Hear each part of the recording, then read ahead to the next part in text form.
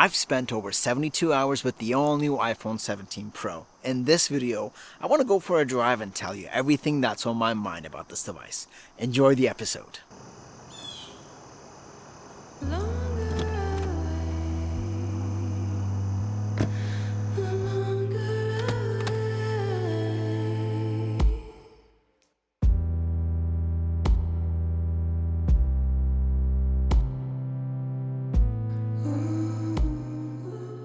So the iPhone 17 Pro is here, and coming from a 16 Pro Max, I have to say, this thing feels like a fresh breath of air. It's a lot more snappier, it handles a lot better, and now all the cameras are amazing on this phone. Now, I don't really want to make this video a comparison video between the 16 and 17, that's for another day. Now, we went from titanium to aluminum. In my humble opinion, I know a lot of you will not agree with this. I like the feel of aluminum more than the titanium. Titanium used to just slide all over the place. I don't know, aluminum is more comfortable to hold. It's grippier, especially if you rock your phone without a case. I think you will notice that. Now, I did go for the silver version of this phone. I did look into Cosmic Orange. Cosmic Orange was really making me think it. I honestly really seriously thought about it, but I think I made the right call. I like the way silver looks. I'm a person that gets bored of design. I like to change things.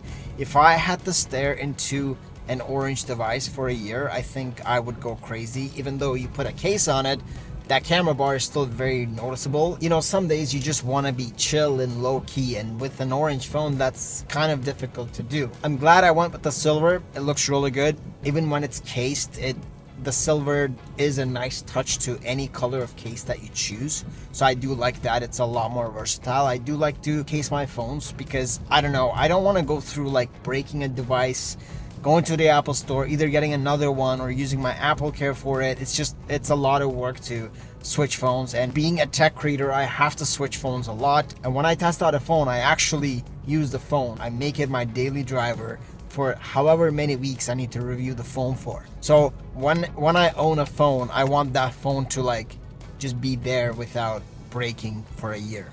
But without the case, the silver, I did say this on my first impressions video, I still think it looks very much like a prototype because the camera bar is so large, and silver with the white glass on the back, it just, I don't know, there's no contrast level on the phone.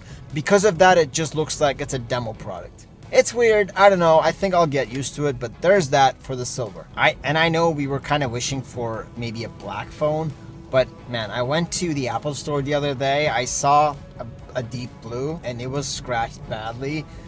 It would really show on the black devices. So I don't know, I guess that's one thing about the aluminum finish. It does scratch easily and it just shows. And the way that the camera bar is, it actually makes the phone a lot less wobblier. If you've used any of the previous iPhone, you would know that as soon as you press on the opposite side of the camera bar, it would wobble like a lot. And with the 17 Pro, that's not the case. The lenses actually stick out just a little bit, but it doesn't really wobble as bad as the other ones. So if you hate the wobble, you're gonna love the 17 Pro series. And with that, there are also display improvements with this device. Ceramic Shield 2 is here, and it's supposed to make your display a lot less reflective.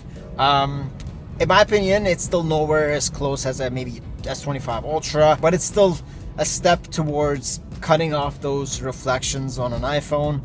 16 Pro Max was also not great for that. So really happy that that's here. We also have 3000 nits for those bright days. And by far the best improvement on the 17 Pro and the Pro Max, of course, is the camera system. We now have triple 48 megapixel cameras, and yes, that includes the telephoto lens. And then the front-facing camera is now 18 megapixels. With the telephoto, you get 4 times optical zoom and 8x digital.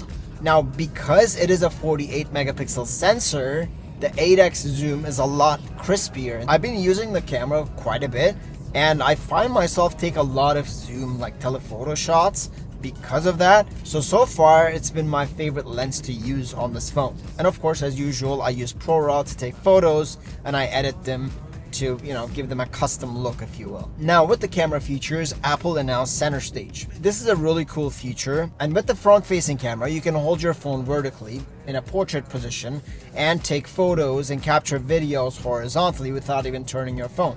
This is amazing. Now, the problem is I ran into a big problem with that. I don't think a lot of people are actually facing this issue, but check this out. So you're on your camera app, you're on the photo mode, then you turn it to horizontal mode, you take a photo, and then you go to video.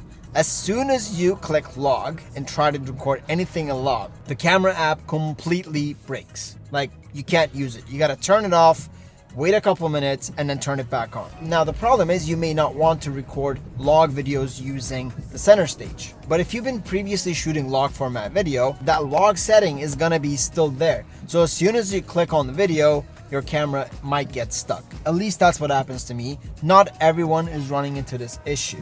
For the past 3 days, I haven't seen any updates. It hasn't been fixed. It's been like this since day one. And yes, so there's that. But the idea behind the Center Stage is actually really cool. I like the feature. It's just I can't fully use it.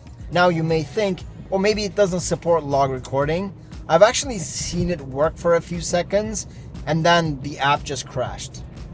So really weird. But on the other side, the phone offers a lot of things in terms of video. I think if you're starting your videography journey, the iPhone 17 Pro series might be a really good place to start practicing and learning how to color grade and that kind of stuff. Log recording was already amazing, and we've had it for the past 2 years. Now we have ProRes RAW on video. In order to use the ProRes RAW, you will need an SSD. Because the files are so big and it needs to transfer easily, I don't think Apple wants the phones to heat up. That's why they probably locked that setting for SSD use only. I've been shooting a lot of ProRes RAW with this phone. I love it so far. Now, with the iPhone 17 series, some of us might be new to iOS 26. A lot of us, including myself, have been using it since the developer beta days. So really, I've been using it for the past 6 months or so. The version that's out right now is the best that I've seen out of iOS 26. It's open to public now. And then there's the liquid glass that I personally quickly got tired of. I don't know, to me, I just wish that iOS 26 offered a lot more rather than a liquid glass theme look.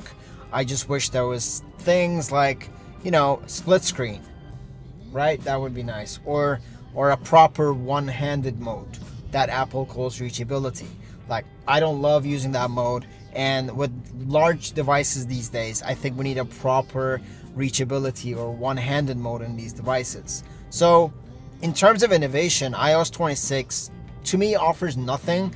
It's just a cool look that people get used and get tired of. I think I switched into the classic icons. One of the things that I sort of been thinking of for the past 3 days, like when the 16 series came out, Apple really pushed the camera control button. To me, seems like a feature that was just abandoned. It's a cool idea, but there was nothing added to it afterwards. I, since the day one, wish that it was mappable into another function of the phone. That would be nice. I would like to, use it as something else instead of the camera control, which I personally don't use. And with the 17, I never really bother using it anyway, so it's just there as a button that I don't use personally. So nothing new came with that. And that was kind of what I was hoping with iOS 26, that would maybe open some doors to that. But Apple just never really touched on it. So that's just been a bit of a disappointment on my end. So there you have it. That was a quick cover of my 3 days with the iPhone 17 Pro. It has been a very exciting device for me. I miss the iPhone. I miss using the iPhone, and I miss being happy using an iPhone. So the 17 Pro series definitely offers that for me. Really good handling, snappy so far, but we'll see what happens. But yeah, overall a great device. I will definitely cover more of this device. Anyways, that is it for me today. Thank you so much for watching. As always, it has been a pleasure, and I'll see you in the next video. Take care.